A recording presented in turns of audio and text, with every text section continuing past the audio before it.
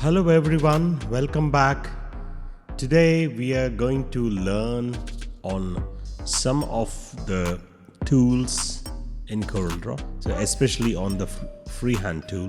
So let us just jump into the video. So here I have just taken an A4 document which is of 210 by 297 mm, which is a portrait page. Press F2 to zoom in a certain area. Now, with the help of a freehand tool, I would really just tell you like how a freehand tool can work.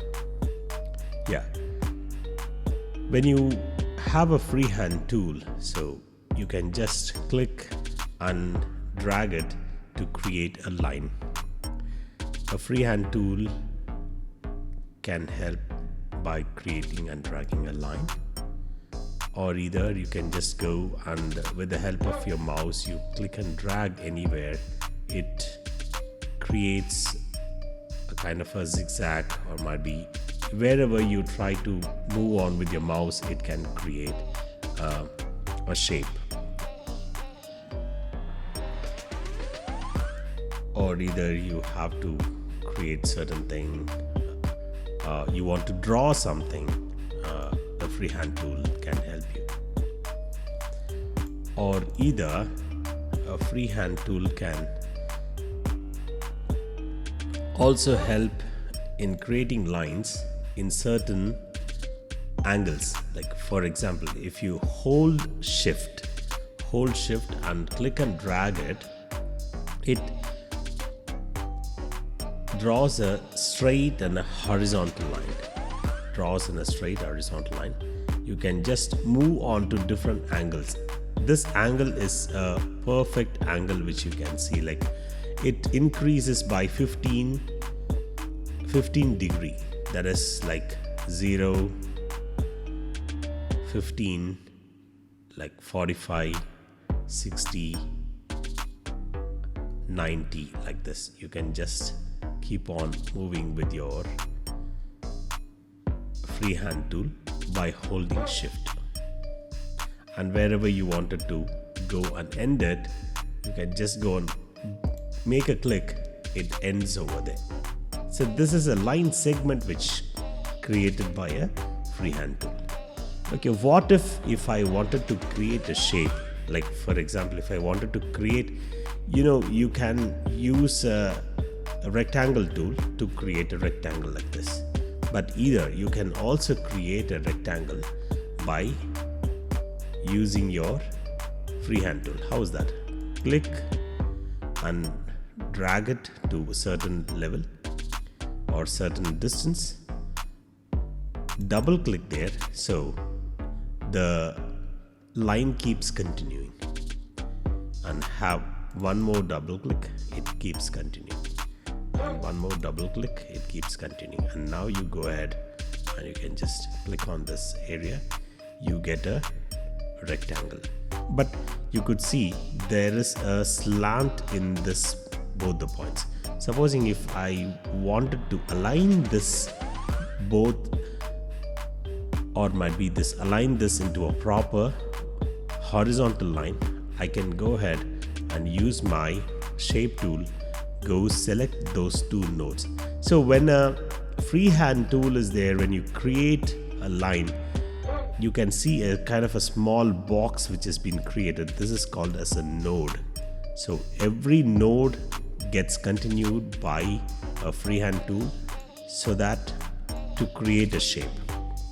So from one node to another node, that makes a line, and just keep on adding nodes, so you get a shape. So now we have a rectangle.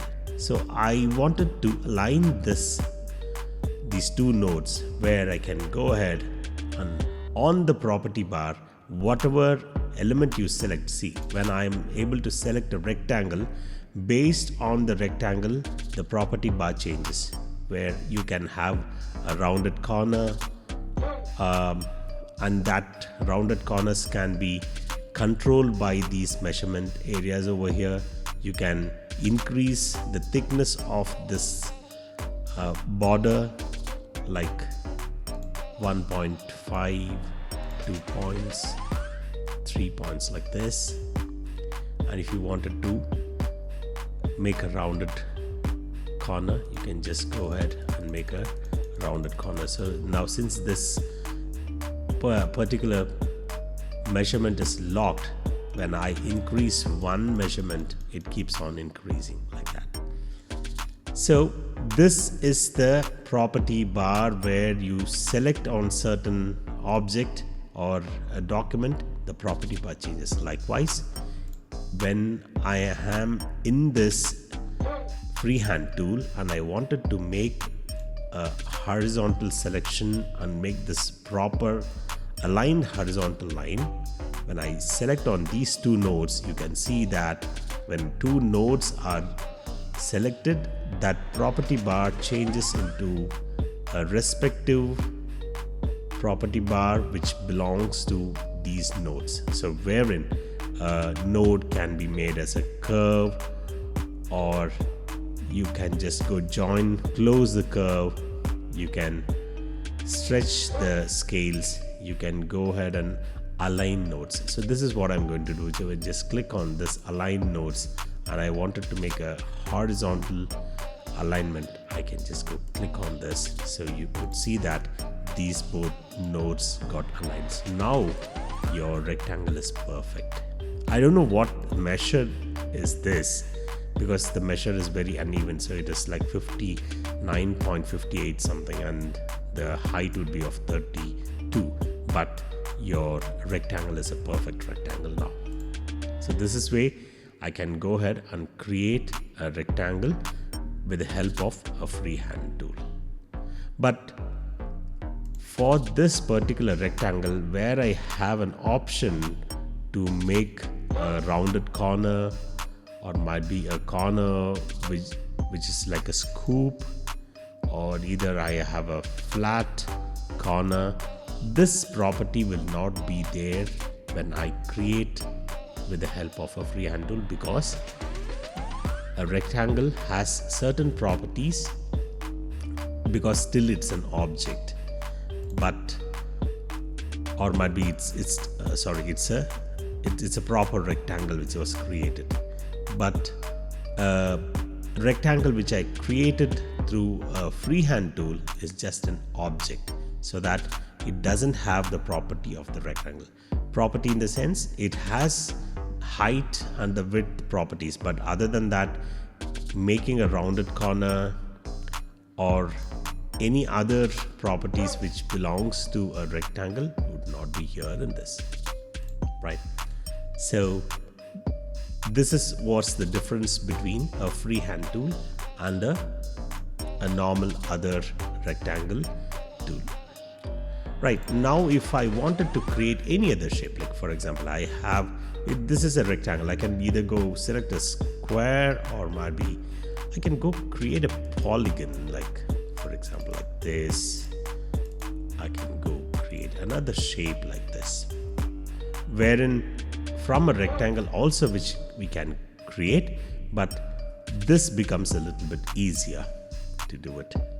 And also I can go ahead and with the help of the shape tool, I can go select all these things and convert it to curves. Now if you see, these are all straight lines. When I move this node, I can just go click on this node and move it anywhere. I can do a lot of changes to this. When I click on or select all these, I can go ahead and do a convert to curves. So now what can we do it? See this, I can make a curve of this. I can give a shape to this. I go here, I can make a shape of this. I can make a shape like this. This is what is a freehand tool. A freehand tool can do all these things here. So now let me just do a small, or create a small object from this and do some coloring for it. I have a freehand tool. I just go create a freehand, a line, a vertical line like this, and I'm just going to continue that line to the same node where I started. So it is nothing but this line has now 2 lines in it. Let us see how is that. So when you click on the convert to curves and just go ahead and do this, see this, you could see that 2 lines were there which were, but one was on top of the other. You were not able to identify where it was, so it was just hidden below that. And now if I wanted to create something from this, I wanted to just create any shape, like let me try to create a lamp out of this.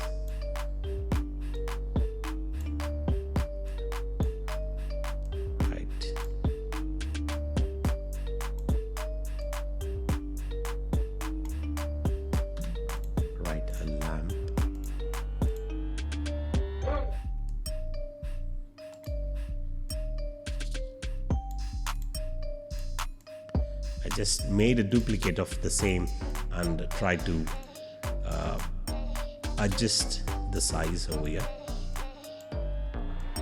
and I'm also trying to adjust the area which I can, the shape, or just the shape to fit in this place.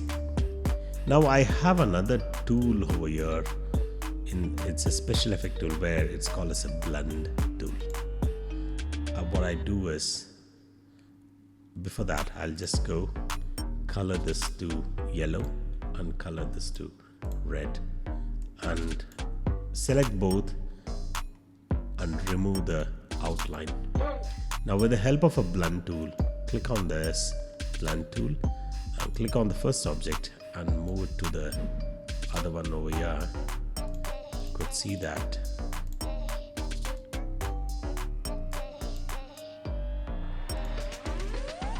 the blend tool makes a proper blending like this.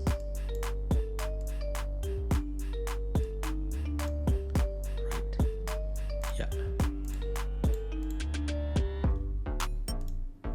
Still I can go ahead and do some changes to this as well, to the outer design as well, like this. Can do this for this as well, and you could see that this blend tool has taken multiple shapes inside this. There are multiple objects, like from one object to another object, there are multiple objects in between this. How many are there? Totally 20 steps are being created. If you wanted to make still more smoother, where if you just go zoom in closer, you can see those steps here. See these steps. Supposing if I wanted to merge these steps, I can go ahead and create 100, so that like some hundreds of objects got created in this. It can still go, like I can go make it 200. So 200 objects got created in this. Or see if this only some 10, you can see the difference now. So what happens when I make it 200? That smooth rendering happens over here in this. So it becomes very smooth over here. So now of course, it's looking like a flame now. The flame which comes out of or the fire which comes out of the lamp, right? And now what I will do is just zoom out and try to create a lamp here now. Again, use the same method of creating a line in a freehand tool, and now convert to curves.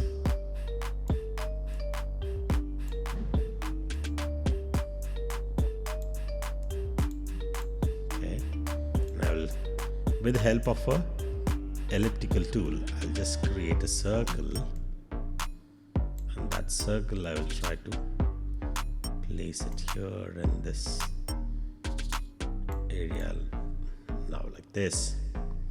And when I have two objects like this, I can go ahead and select these two objects. When I select these two objects, you can see that the property bar has changed, and where it gives an option where you can go merge these, or you can go trim that, you can intersect that. So a lot of other options have come now.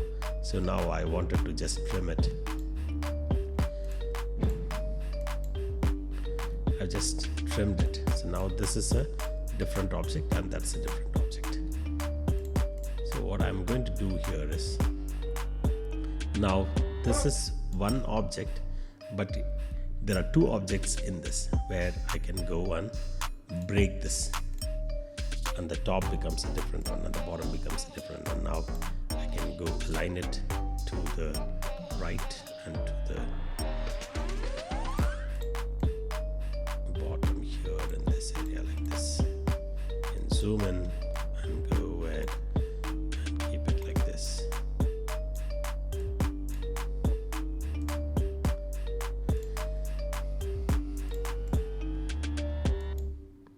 Right. Yeah.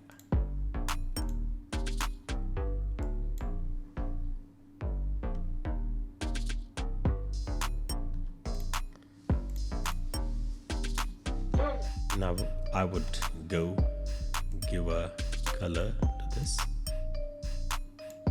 That is, I can change this to some brown based color.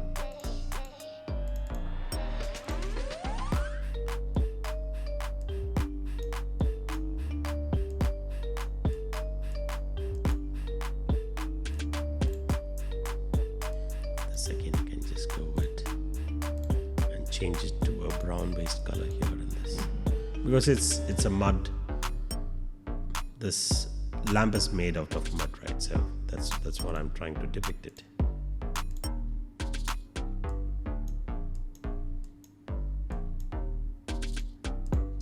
Like this. Now go ahead and remove the outline. Select this and just kept it on top, and shift page up to bring the flame on top. Well, I don't want that much. I'll just go ahead and reduce this to this, or to fit this, make it a little bit, or either we can just go and flip it.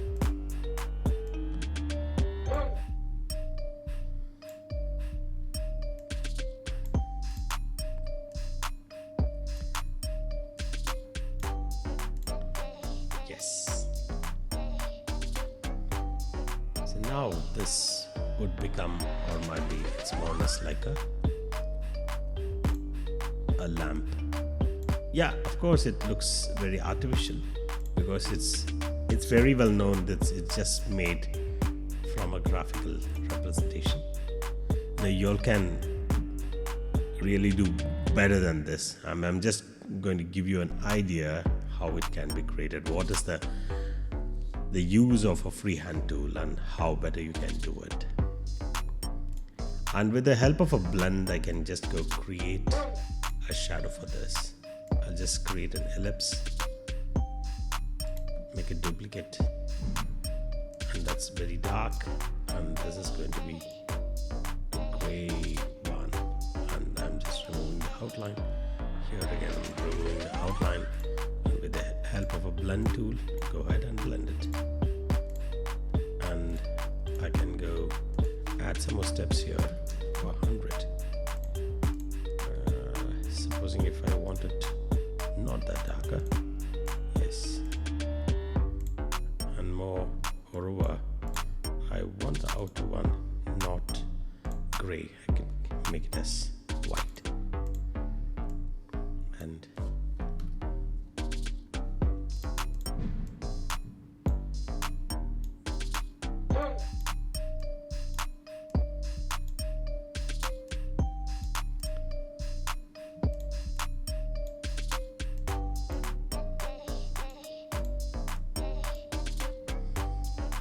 yes, you can really play with this, you know.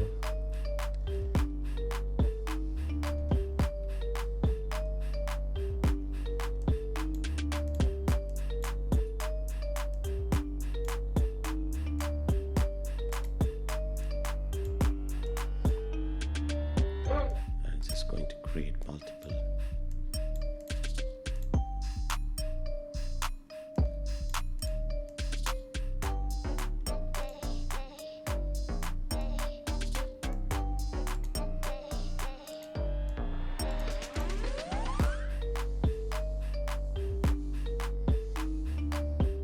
Right, so this is the way you create a lamp. I just give a try. So you can just go ahead and try some more object creations, and that would be really helpful with the help of a freehand tool. And moreover, a freehand tool is so powerful. If you wanted to create a logo, we would use this freehand tool in creating logos. So in the next class, I will teach you how to create a logo, or maybe we'll just try to do a retracing of a logo, and then we will try to create a logo based on the concept. So try practicing more and more, and because freehand tool requires a lot of grip, so you should have that grip in your hand. And however you wanted to use your freehand tool, that's more and more important. So we will meet sure in the next class. Thank you so much. Take care. Bye bye.